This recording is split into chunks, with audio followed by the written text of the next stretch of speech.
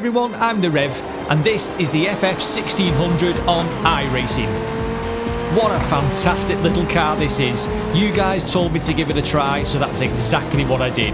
Thank you very much for the recommendation, it's magnificent. It might not be much to look at, but it's a fantastic car to drive. At just over 100 horsepower, it hasn't got the power to pull the skin off a rice pudding, but with its low weight and skinny little tyres, it makes for a car that's an absolute joy to throw around the track.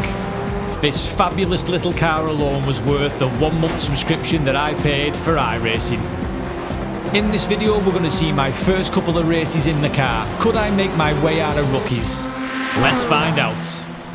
For race number 1, we'd managed to stick it on pole position. All that was needed now was a decent start. The lights go green, Zane Palmer in second place. He's got a decent start, much better than me. He's on the outside, but we can defend the inside into turn 1. On the brakes, down to second gear, clip the curb. Zane's behind us, but there's been no contact, and that's a decent little start.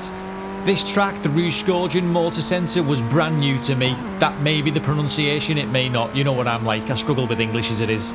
You won't think it was my first language. Anyway, into the right-hander now as we come down. It's a very fast one, and unfortunately Palmer gives us a tap, and as he does so, he loses the rear of the car, and that was the end of the race for Palmer. Now, he was very upset with me in the chat at the end of the race, so let's have a look what happened. Using the far chase cam, from Palmer's perspective, let's have a quick look. As we can see, we're heading down now into the fast right-hander. I'm following the racing line, but there is a bit of a gap. However, I don't believe he was anywhere near far enough alongside to throw his car up there, and unfortunately, it just gets worse. As we can see from a car further down the field, once the contact's made, Palmer's stricken in the middle of the racetrack, and the driver behind can't react in time. Let's file that under non-ideal car placement. But for race number 1, that was your lot. After the initial contact, we put the fastest lap of the race in, a decent race, nice and clean, and we took the win. Not a bad start to me Formula rookies on iRacing. Let's head to the grid for race 2. Now look at this lad on the right. He's like a coiled spring, he's ready to go. As soon as those lights go green, he's gonna disappear. Oh, the lights are red, he's off. Oh, mate. No, I'll see you in a bit, pal, see you in a bit. The Argentinian there, a touch premature, but we've all been there, lads. The lights go green and we're away in race 2. Once again, not the finest start from me. I think I must be doing that wrong somehow. As the car on the right-hand side, he gives us a bit of a tap, which sends him out onto the AstroTurf, but he's back on the track. Now the Argentinian that decided to disappear before the lights went green, there he is. He's realised his error and he lets us all past. I'm tucked up now though behind the Japanese driver, revving the little 1600 engine out. Is there going to be the space into this right-hander? The Japanese driver leaves us the space, we don't make contact. Again, nice and courteous on the outside, and we just managed to get that move done. Fantastic. I don't know what it is about these cars, but I felt like I could feel everything. The suspension travel, the tyres connection with the road, the weight transfer, it just felt brilliant. So much fun, so much information coming back to you, and it just meant that you felt like you were on the edge. Made me feel like a racing driver for 10 minutes. So when we started this race, we were in 5th position. We're up to 3rd, a podium place. What could we do about the 2 lads ahead? Would we have the pace? There's an incident behind, we don't know what that is, and unfortunately I didn't have the replay, so I can't show you that one. I'm going to do my very best to hold on to these 2 lads. This is a little double apexer. In first position there, he was a touch wide, but he cuts it back, trying to get on the throttle. And now all there's left to do is stick that foot to the floor and get the power down all the way down the straight into the left-hander at turn 1. Is there going to be any moves made here? We're in 3rd place, the spotter's reminding me, late on the brakes, little bit of a squirm from 2nd place, but he's all over the back of 1st place. If these 2 have a bit of a coming together, the Reverend could be there to pick up the pieces. The Argentinian darts to the right-hand side of the track, trying to get the inside line. We try and get the slipstream into the right-hander, think better of it, just get out the throttle.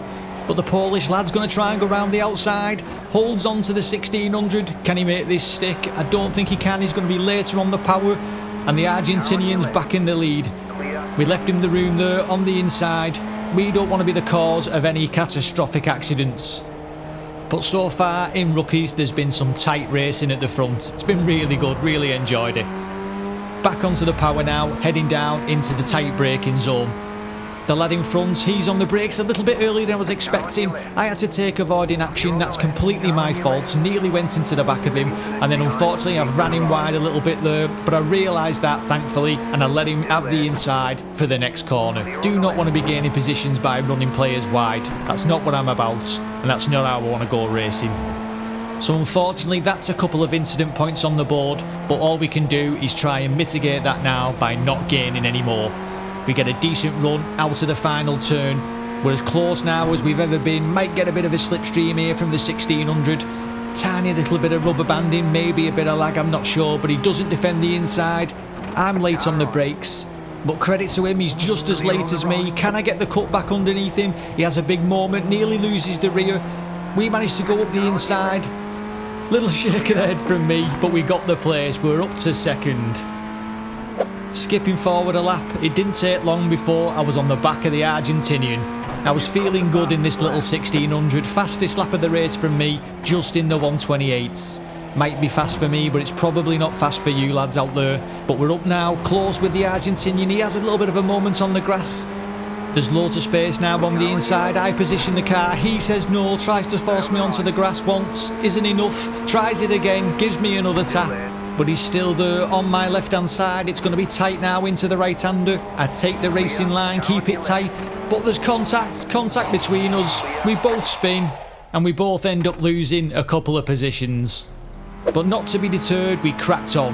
On lap 6, we're in third place. We're catching second place. We just done the fastest lap of the race with a 1 minute 28.812, and we're closing down second place. The Japanese driver nice and quick. So coming out to this right-hander now, we get on the throttle nice and early. We're in the slipstream of the Japanese driver.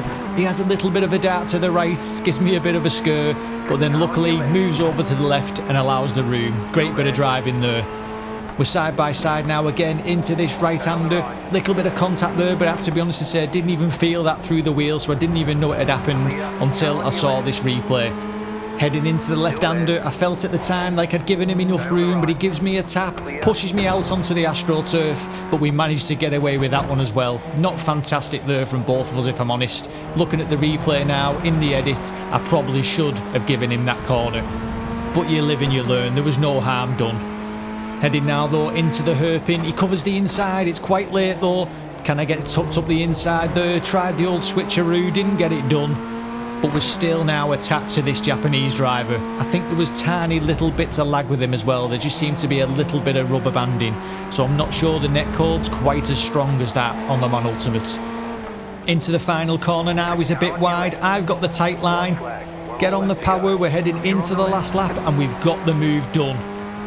I've no doubt now that the Japanese driver is going to tuck into my slipstream and try and get this place back into turn 1. I go defensive to the far left hand side of the track.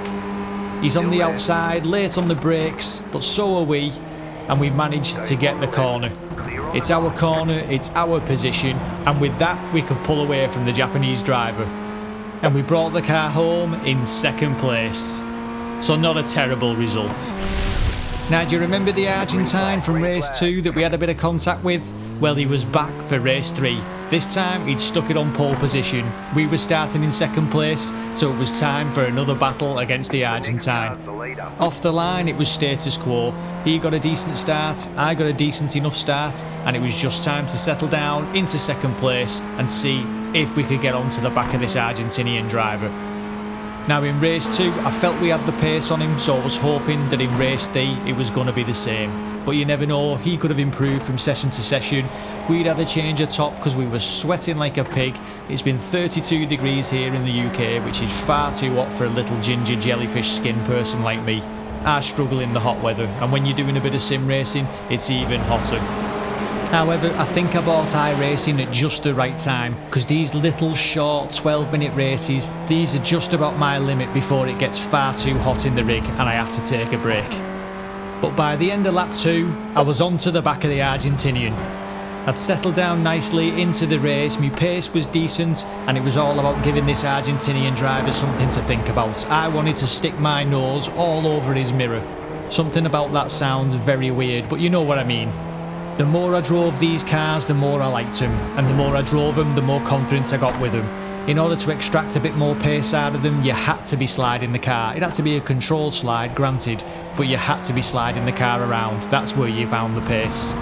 I was sliding this little F1600 as much as you slide a GT3 car on Automobilista 2. That's a joke, by the way, before anybody kicks off in the comments. I'm just messing about. But with my British sense of humour, I can upset the internet without even trying. So that was genuinely just a joke. I'd like to think that at this point, the Argentine driver, he's having to look in his mirrors quite often. I'm quite close, I'm tucked up into the slipstream, he's having a little bit of a weave on the straight, and he manages to stick it in the defensive position on the left hand side. Are we going to be able to go around the outside of him? Not this time, so we take a tight line. Are we going to be able to cut it back? Once again, not this time. He's nice and neat and tidy, positions his car in the right place, and there's not a great deal we can do about that. We have done the fastest lap of the race with a 1:29.7, but we know that that's some way off the pace that I'm capable of at this moment in time. Into the fast right-hander, if you're going to lose the car, I think it's going to be here. But after a while I figured that if you just balance the car on the throttle, didn't nail it, then the car would turn in and grip up, and you could feel that massively through the Simulcube 2. As we head through the fast left and right, the Argentine just has a bit of a moment, nearly loses the rear of the 1600. He's a little bit wide, we keep it tight, get on the throttle nice and early, and we're managing to stick nice and close with him. It would be a late and somewhat ludicrous lunge into the hairpin, so we don't do anything daft. Let's not murder this race. We also know that the Argentine, he's a little bit feisty when you try and overtake him, but hopefully he's learned his lesson as well from that contact in race 2.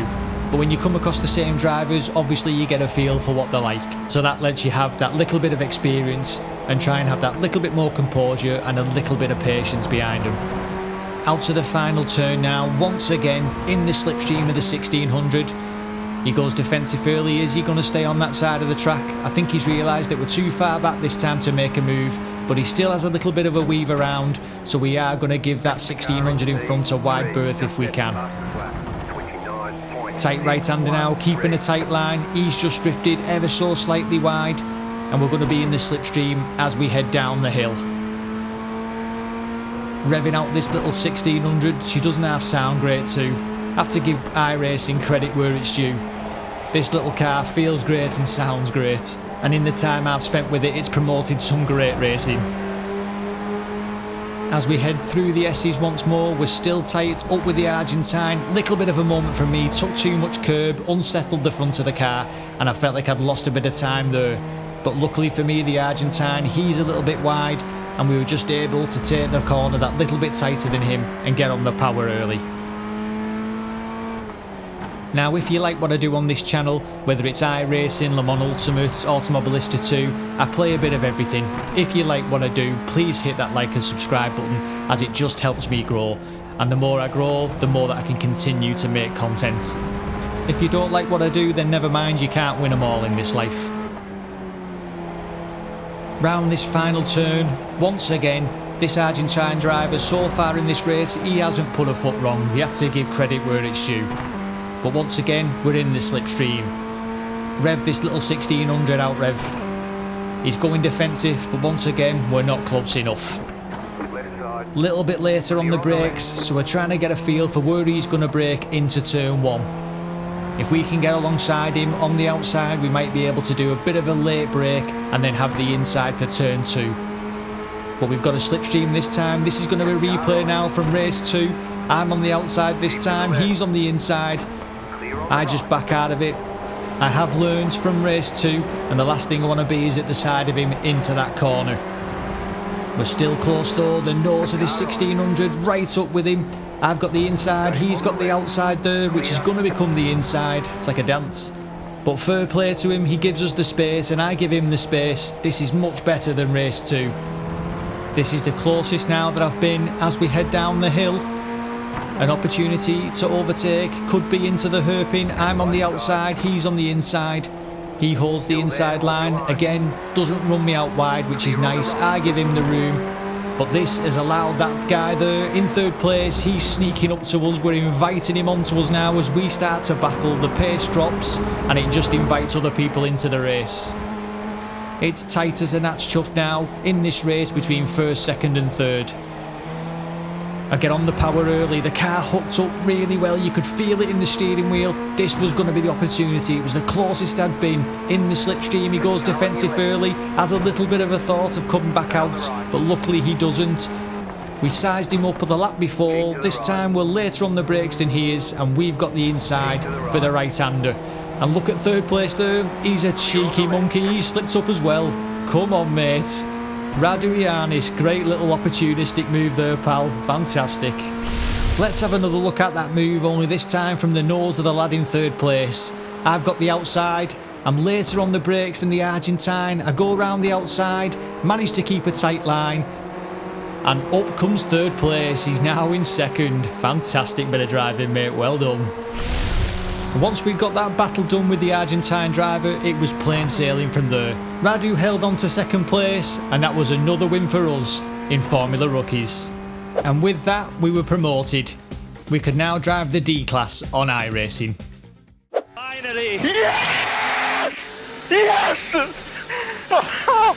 Yes! Yes! Yes! Ah! There's nothing more I can say about this little car. It was absolutely magnificent. If you've not tried it, give it a go. You're really missing out. It's a fantastic drive. As always, I've been the Reverend. Thank you very much for watching.